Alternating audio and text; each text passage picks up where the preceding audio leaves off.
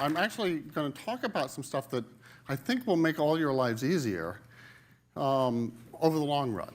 And I think it's a different way that material on the web is going to get organized. And it's something that makes everything that I saw this morning, I think, work better. It enables those things. Before I get started, though, I want to do an experiment. I would like you each to choose something to focus your thoughts on.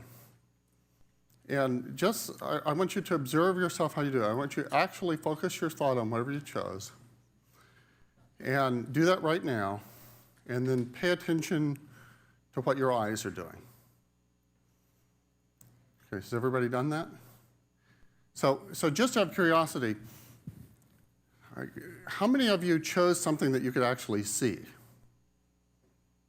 And how many of you chose something in your imagination? Okay, about evenly split. Interesting. Okay, I'll come back to that in a minute. But a lot of this is, a lot of what I'll be talking about is how people are very different in sort of what their normal interests and preferences are. And I think that that's a fundamental way in which people are different. The problem that I'm going to be working on is one that we've been talking about a lot, which is, there are lots of different kinds of people out there that have different knowledge, different needs, different interests. And there's a lot of material out on the web that are learning resources that they could learn. And the problem is, how do you get the right stuff to the right people? It's exactly the problem that many of the presentations this morning addressed. And I think that part of the problem is that the search engine is not exactly the right tool for that, and that we actually need to put some more information around that material to enable other kinds of things that are more sophisticated than search engines.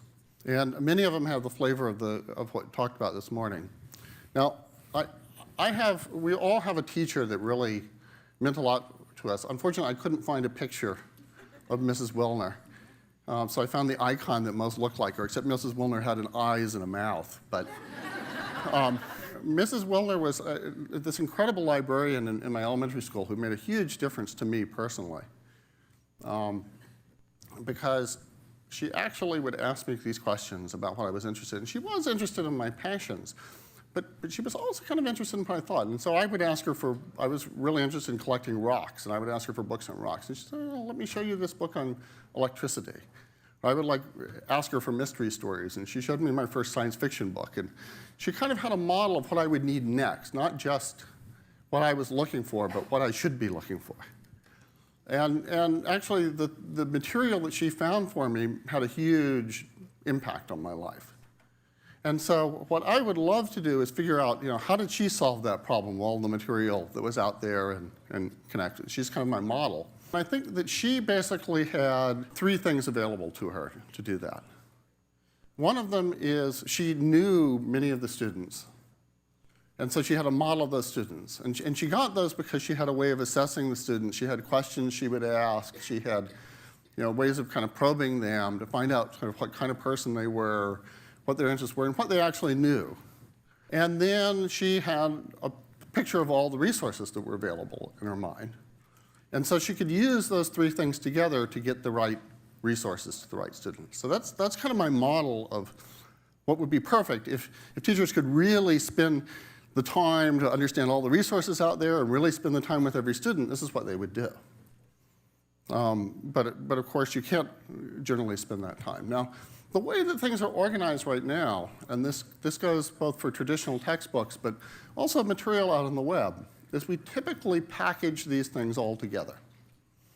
So we typically, for instance, a textbook or website is targeted for a particular student with a particular knowledge, maybe second grade math students or second grade math students that are at this stage or something like that. And it sort of assumes a baseline of knowledge.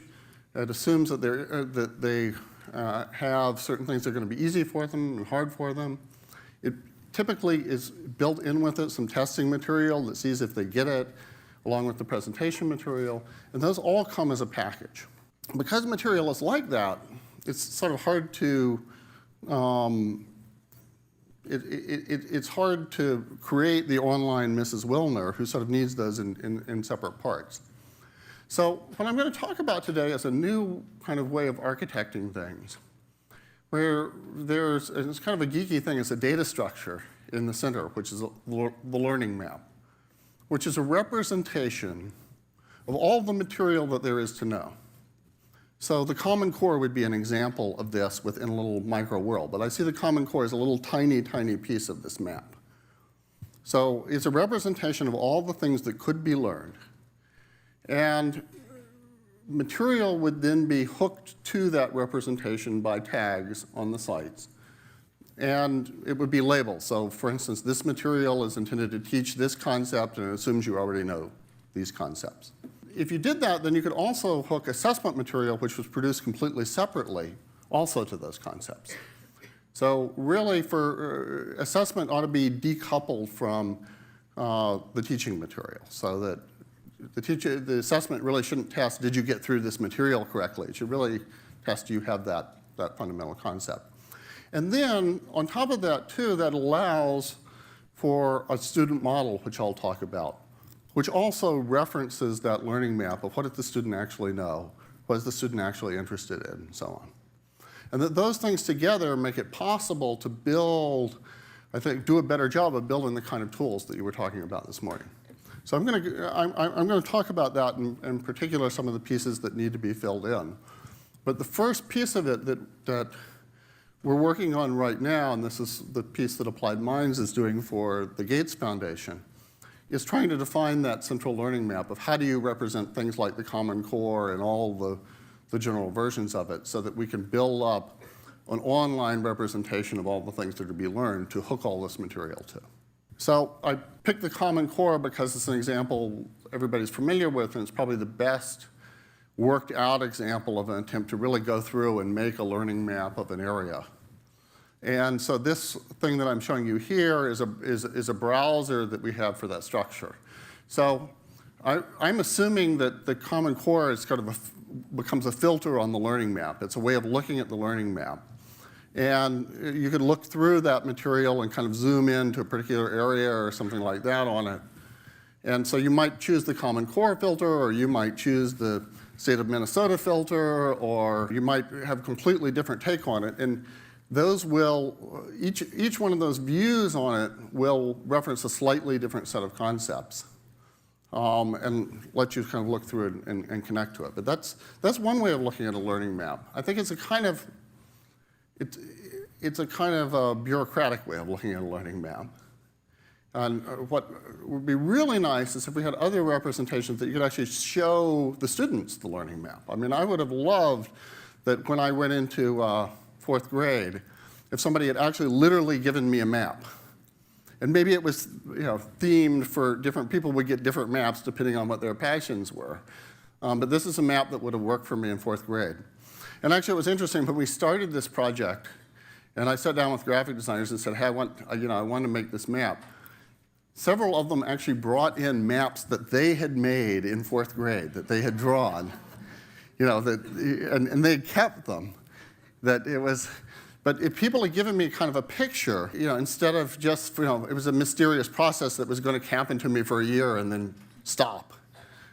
If somebody had kind of given me a picture, this is the world that we're going to be exploring. I wouldn't have to know what all those things were in that world. I would just have to kind of see that there was a lot of stuff to be learned there. And actually, these are things that, one of the things we've gone through with the Common Core is we've gone through and kind of named elements in the Common Core. So these are actual elements, these are actual Common Core elements from the fourth grade Common Core. Then, if you did that, then you can have some sense of progress during the year of what have you covered, what have you done. So I can kind of imagine that as you learn in the year, the path fills out, the map fills out, you can kind of see what little areas you miss. So your assessment appears on the map. So I can imagine literally giving this to a fourth grader and letting them see what it is, some tangible picture of what it is that they're learning. Now, in order to get that, what have you actually learned, you need some representation, not just of what you've learned, but you need some representation of the student. So I'd like to talk a little bit about the student representation. This is an area where I think we're just kind of inventing what it is. Clearly, two things about the student that are relevant. One of them is what interests them. I'm going to be talking a lot about that today, mostly because I don't understand it very well. And so I'm trying to figure it out. And then it's what do they actually know? What competencies do they have? What skills, what particular knowledge do they already have?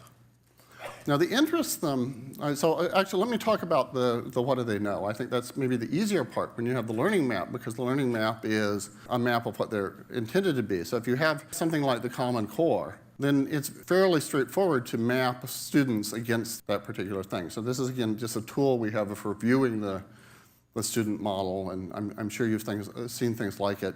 You can kind of zoom into a particular skill or something like that and see it. It just gives you kind of a red, green, yellow assessment of, you can kind of see that that group of students is missing that set of skills right there. So this is a tool that a teacher could use for the whole classroom and just look at their students against the Common Core and see both individuals, but also get some kind of picture of what where the classroom stands in general.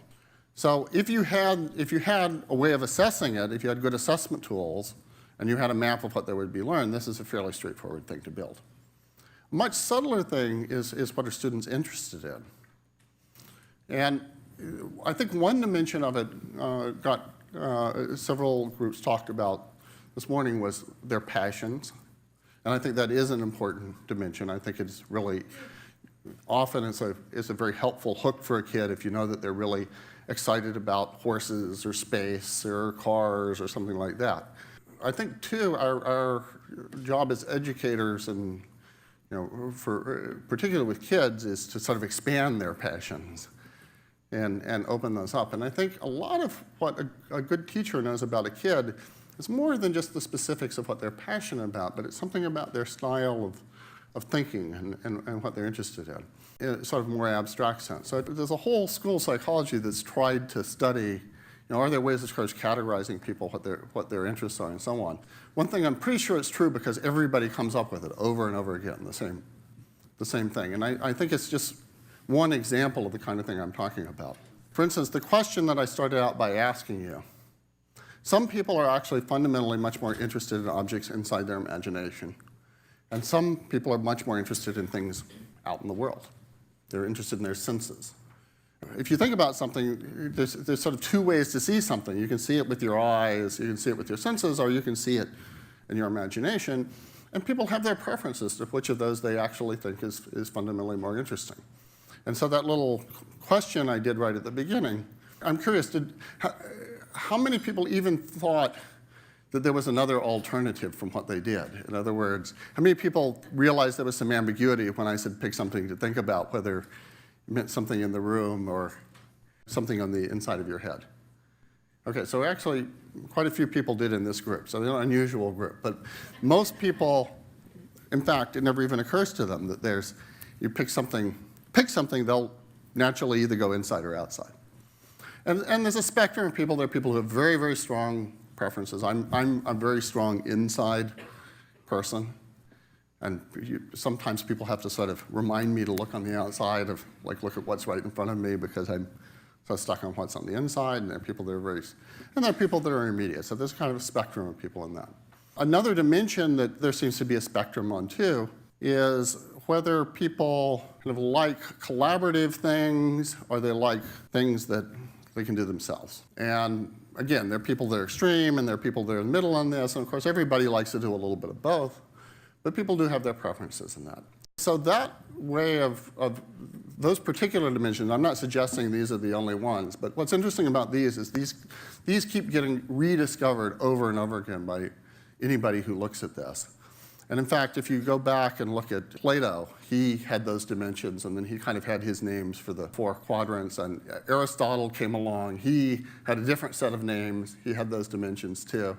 In the Middle Ages, there were the 4 humors. It's exactly maps onto those dimensions. People talked about somebody being sanguine or choleric. That really is defined by those same 4 dimensions. More modern things, Myers-Briggs and Kersey type classifiers and things like that. It's all exactly the same thing. They all come up with these kind of 4 quadrants of people. and the same 2 dimensions of dividing things up. So if you know that about a kid, and probably any teacher does intuitively know that about any kid they really get to know, then they find different kinds of material actually interest them. So for example, in the one that Kersey calls artisans, they are really engaged by pictures of things, videos. They're very visual. On the other hand, the ones that tend to be in the upper right quadrant are they're the kind of the poets, the storytellers, they tend to be engaged by stories, particularly stories about people, biographies, things like that. In the lower left quadrant, the ones that Aristotle called the guardians, they tend to be very fact-oriented. You can really interest them with facts. It was funny, when I made up these slides, I actually ran them by these graphic artists. The graphic artists all wanted to take that fact about hummingbirds and make it in beautiful, different colors of fonts and put decorations and curlicues around it and things like that. And I was like, why are you doing that? And they're like, well, we have to make it look interesting. And I was like, no, but it's actually interesting that hummingbirds eat that much nectar. It's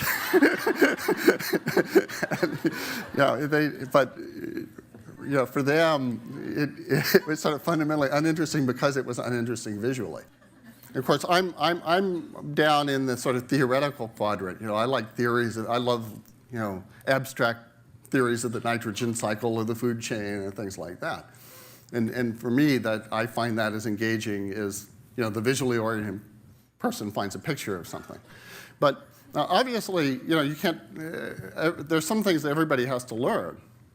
But it's good to know with kids, and actually adults too, what's going to be the kind of thing that's going to hook them into it. These are different things that might, if you're teaching kids a biology class about the food chain, you see, I think of it as being about the food chain, but other people would think about it as being about animals and what they eat, or there's different ways of looking at it, or about the people that created this. You would come into it in different ways for different kids. So what we need then is a representation of the student, and this has to be a lot more complicated than the kinds of thing I'm talking about, but it's going to have 2 elements in it. It's going to be some representation of the students of what are their sort of fundamental preferences, and of course, what are their passions. And then a very specific representation, like that red, green, yellow diagram I showed you of what they actually do know, what concepts have they gotten, what competencies do they have. That hooks into the learning map.